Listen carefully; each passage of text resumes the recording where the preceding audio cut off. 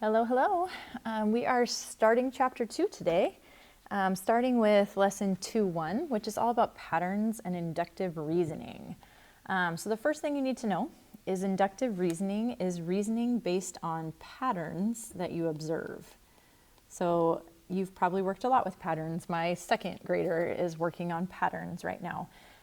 So throughout your life, you've seen a lot of patterns here and there. Some of these will look very familiar to you. Others, it's maybe more visual than you're used to. But working with patterns. So this first one asks the question, what is the pattern and what are the next two terms in the sequence?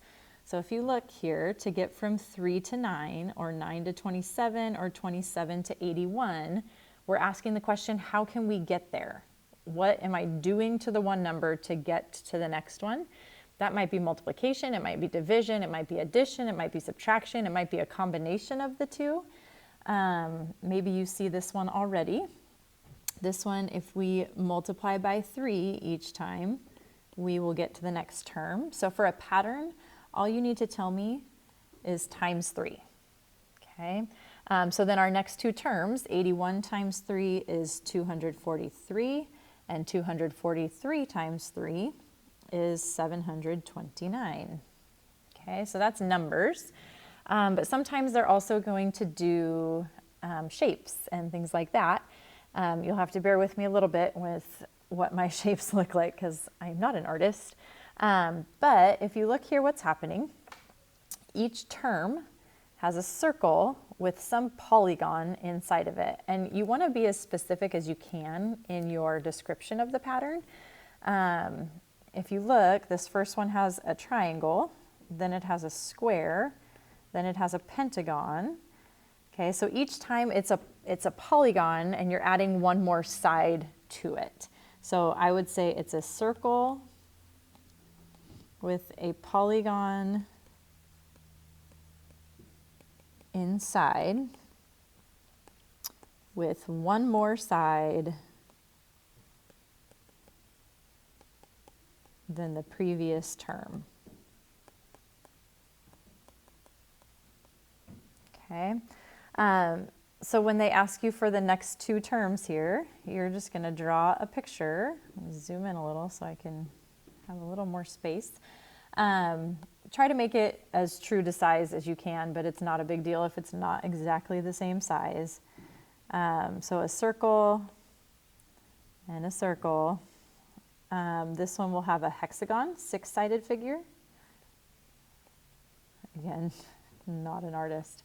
And then a 7-sided figure, which is kind of wonky. 1, 2, 3, 4, 5, 6, and 7. Doesn't need to be perfect by any means, as you can see. But just so that I can see that you're understanding what's going on there. Okay. Okay, then we are going to move on to a term that maybe you've seen in your science class. It's conjecture.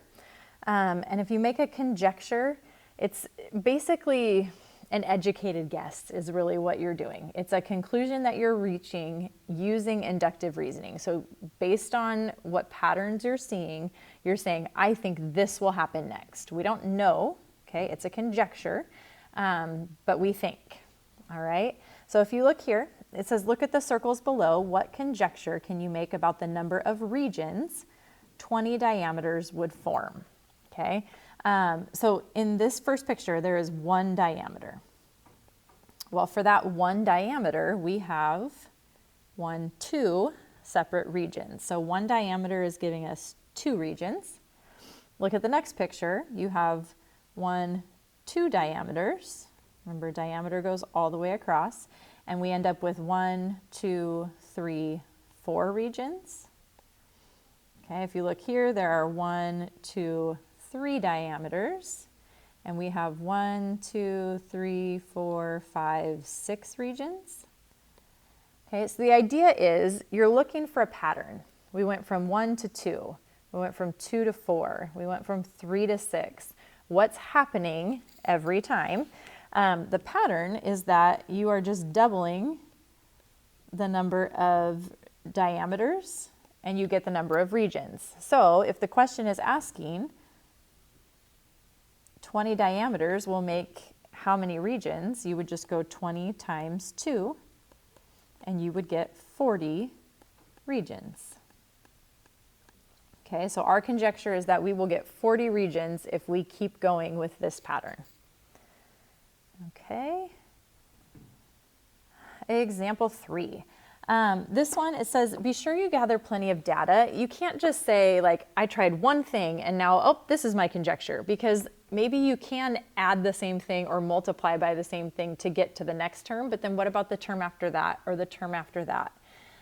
So the more data you can gather, the better off you are. So this says, what would be the sum of the first 30 even numbers? Okay.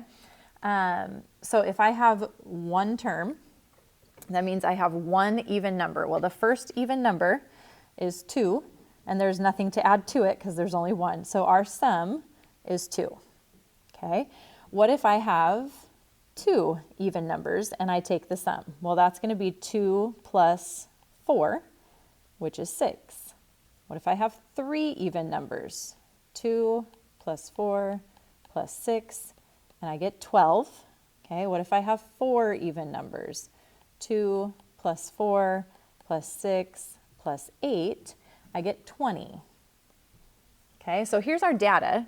Your job is to try to figure out what is the relationship in our data here.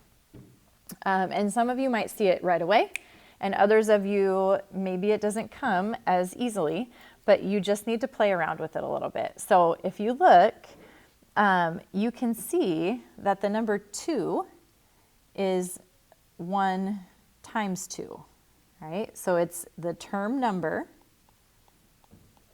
times the number right after it. Then you look at the number 6. 6 is these two multiplied, 2 times 3, okay? Then look at the number 12. That's these two multiplied, 3 times 4. And then 20 is 4 times 5. Okay, what's happening is we're saying each sum, we'll just write this out, each sum is the product. Remember, product means multiplication. Each sum is the product of the number of terms. Oops.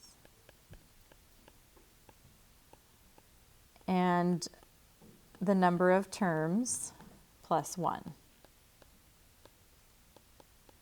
Okay, so if I'm looking for the 30th, the sum of 30 even numbers, I would take 30 as my 30th term, and I would multiply it by 30 plus 1, or 31. So 30 times 31 is 930. So I would conjecture that the 30th term, when there are 30 terms, sorry, I keep saying that wrong. When there are 30 terms, the sum would be 930. Okay. All right, next question. Example 4 here says sales have decreased over the last 6 consecutive months.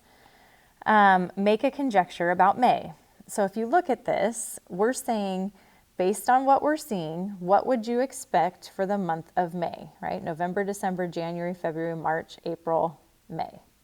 Well, if you kind of follow this line here, you'll see it looks like May will hit right around here. So I would conjecture that the company will likely sell around 8,000 backpacks in May. Okay, now that's a conjecture.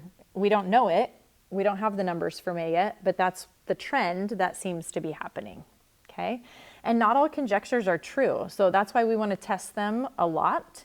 And if we find that we're testing it and we come up with something that didn't work, that is called a counter example. Okay, so a counter example is an example that shows a conjecture is incorrect, or maybe you want to say false.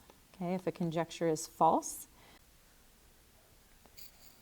So what we're going to do for this last example then is we're going to find a counterexample for each situation. So this first one, it says if the name of a month starts with J, it's a summer month. You're looking for a word, okay? You're not having to write a statement. You're just saying, what makes this false? Well, January is not a summer month, but it starts with J, right? So that would be a counterexample. Letter B, it says you can connect any 3 points to form a triangle. Well, what if my 3 points are on a straight line? Okay, those 3 points can only be connected to make a line, not a triangle. So now it's a picture as a counterexample. Last one says when you multiply a number by 2, the product is greater than the original. Well, with this, what about negative numbers, right? -4, if I multiply it by 2, their product is actually smaller than the number we started with, okay? And that's it for your lesson for today. So that homework is due tonight, and then I'll see you next week.